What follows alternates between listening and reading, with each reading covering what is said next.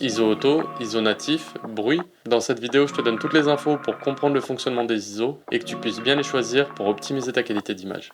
C'est parti!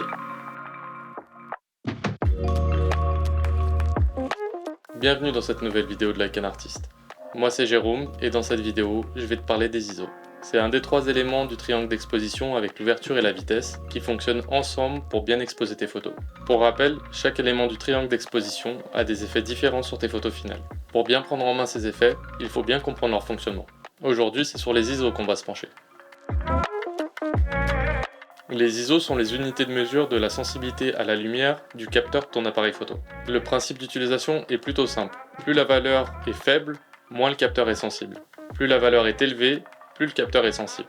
C'était déjà le même fonctionnement en argentique, même si le procédé n'est pas exactement le même.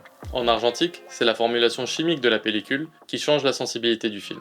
Alors qu'en numérique, c'est le signal électrique créé par la lumière qui, au contact du capteur de l'appareil, est plus ou moins amplifié pour changer la sensibilité du capteur. Pour visualiser plus facilement, on peut faire un parallèle avec la musique. Quand on écoute de la musique, on fait varier le son en fonction de la musique qu'on écoute. On monte le son quand la musique est douce et on baisse le son quand la musique est forte. Le volume permet d'adapter le son d'une musique comme le font les ISO avec la lumière en photo. On utilise une sensibilité basse quand il y a beaucoup de lumière et on monte la sensibilité quand il y a peu de lumière pour ajuster la quantité de lumière captée et avoir une photo exposée comme on le veut. Pour rentrer un petit peu plus dans le détail, il faut comprendre comment fonctionne le capteur d'un appareil photo. Le mot photographie signifie écrire avec la lumière. Et un appareil photo sert donc à enregistrer la lumière d'une scène. L'image produite est le résultat des différentes nuances de lumière enregistrées par le capteur de ton appareil photo au moment du déclenchement. Le capteur d'un appareil photo numérique enregistre la lumière en la convertissant en signal électrique, plus ou moins intense en fonction de la quantité de lumière. Les ISO sont la puissance d'amplification du signal lumineux reçu. Plus les ISO sont faibles, moins le signal est amplifié, plus ils sont élevés, plus le signal est amplifié. Ça veut dire qu'en augmentant les ISO, on rend plus lumineux une scène ou un sujet. Mais l'amplification du signal lumineux, la montée en ISO comme on l'appelle, a une contrepartie. Et cette contrepartie est la production de bruit numérique. Le bruit en photo est l'apparition de parasites qui dégradent la qualité d'image. Ces parasites sont produits par l'augmentation de la sensibilité d'un capteur à un signal lumineux quand on monte en ISO. Chaque appareil photo numérique a des ISO dits natifs, avec lesquels on obtient la meilleure qualité d'image que produit notre appareil. Si on parle de montée en ISO, c'est parce que pour la plupart des appareils, les ISO natifs des capteurs sont des sensibilités basses, en général 100 ou 200 ISO. Connaître les ISO natifs de notre appareil est important pour essayer de s'en servir le plus souvent, ou d'avoir une valeur voisine la plus proche de celle-ci, pour produire le moins de bruit possible sur nos photos. En utilisant des sensibilités plus élevées que celles natives de notre appareil, on amplifie la sensibilité du capteur. Et cette amplification crée des parasites qui augmentent en fonction de l'amplification du signal d'origine. Ce qu'on appelle bruit est en fait composé de deux types de parasites. Le bruit de chrominance pour les parasites de couleur et le bruit de luminance pour les parasites noirs et blancs. Dans les deux cas, les parasites créés viennent dégrader les photos en créant plein de petits points blancs ou de couleurs, plus ou moins visibles selon la sensibilité et l'appareil utilisé. Même si les appareils modernes gèrent de mieux en mieux la montée en ISO et que les possibilités sont de plus en plus performantes en post-traitement, la meilleure manière d'optimiser ta qualité d'image est d'utiliser les ISO en dernier recours. Le plus souvent, on va d'abord optimiser les autres éléments du triangle d'exposition, comme l'ouverture et la vitesse, pour éviter de monter en ISO. On peut aussi essayer d'apporter plus de lumière, avec un flash par exemple, ou de se rapprocher d'une source de lumière pour mieux éclairer ton sujet, quand c'est possible. Une lampe, une fenêtre, ou tout ce qui peut apporter de la lumière en plus sur ta photo. Mais même s'il faut essayer d'utiliser au maximum les ISO natifs de notre appareil, il ne faut pas oublier qu'on doit en priorité les ajuster pour exposer correctement les images. Il ne faut donc pas hésiter à utiliser la valeur ISO dont on a besoin en fonction des conditions lumineuses de prise de vue qu'on a, pour avoir une photo bien exposée. Pour apprendre à bien positionner tes ISO au départ, tu peux laisser ton appareil photo choisir la valeur à utiliser en le réglant en ISO auto. Les appareils photo sont plutôt performants concernant la gestion des ISO, et ça depuis un bon moment déjà. En analysant les choix de ton appareil, tu apprends progressivement à savoir quel ISO correspond à telle ou telle situation lumineuse. Tu ne prends pas beaucoup de risques en confiant à ton appareil le choix des ISO. Pense par contre à donner un seuil ISO maximum à ton appareil photo pour être sûr qu'il n'utilise pas une valeur trop élevée. Sur la majorité des appareils photo, tu auras une bonne qualité d'image en dessous de 1600 ISO. Sous cette valeur, tu n'auras généralement pas de mauvaises surprises. En fonction de notre pratique photo, on a une approche différente de la gestion des ISO.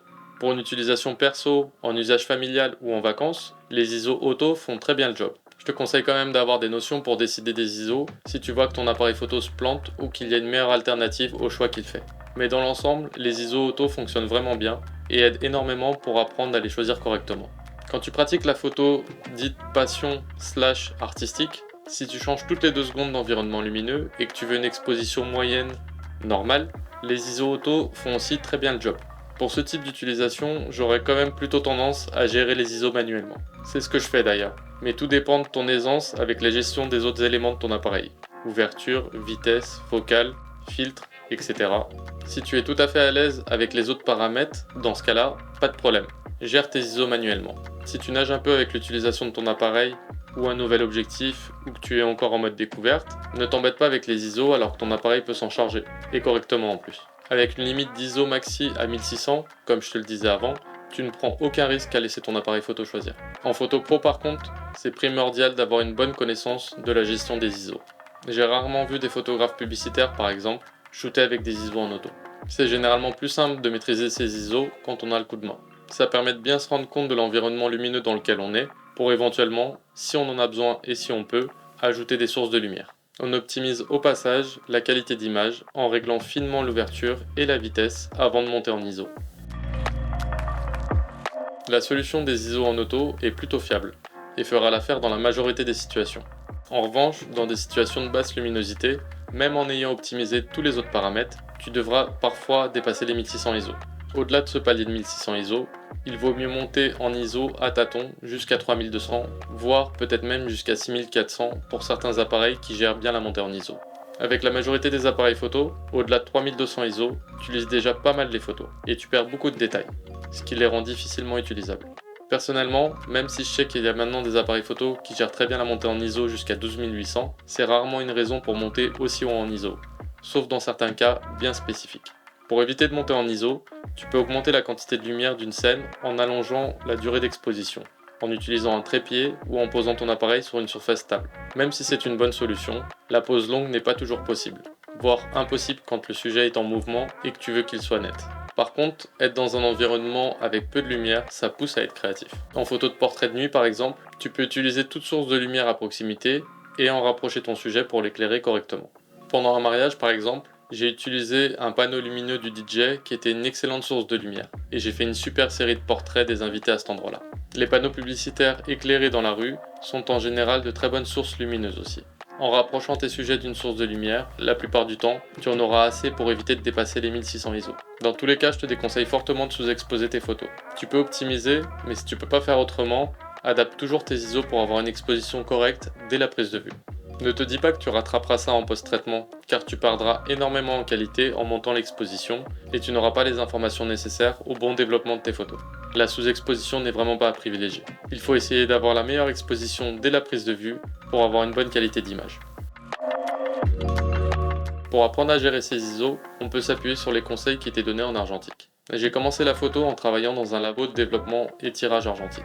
Une partie de mon travail consistait à conseiller les clients sur le choix des pellicules. En argentique, quand on choisit une pellicule, on s'embarque pour 12, 24 ou 36 poses avec la même sensibilité ISO. Donc il faut généralement mieux savoir à l'avance quel type de photo on veut faire avec. En tout cas, on choisissait la sensibilité comme ce que je vais te présenter, et c'est même ce qui était dessiné sur l'emballage des films. 100 et 200 ISO pour les photos en extérieur avec de très bonnes conditions lumineuses. 400 ISO pour des temps couverts, mais avec assez de luminosité quand même. 800 ISO pour les météos grises et peu lumineuses, et les photos en intérieur bien éclairées. 1600 ISO pour les photos en intérieur en général, et la photo de nuit. 3200 ISO, je me souviens pas en avoir vendu, et il me semble qu'elles étaient plutôt rares, et que en noir et blanc. En numérique, on a la possibilité de choisir des ISO différents pour chaque photo si on en a envie, ce qui rend la gestion des ISO beaucoup plus facile. Mais les conseils qui étaient donnés en argentique peuvent servir de bonne base pour appréhender les ISO. Il y a aussi beaucoup de sensibilité intermédiaire qui permet d'adapter le plus justement possible les ISO dont on a besoin pour bien exposer nos images. Tu devrais normalement y voir beaucoup plus clair au sujet des ISO avec toutes ces infos. Si tu as aimé cette vidéo, partage-la, laisse un like et fais-le moi savoir en commentaire. Ça fait toujours plaisir. Et abonne-toi pour pas manquer les prochaines. Et moi je te dis à bientôt pour une prochaine vidéo.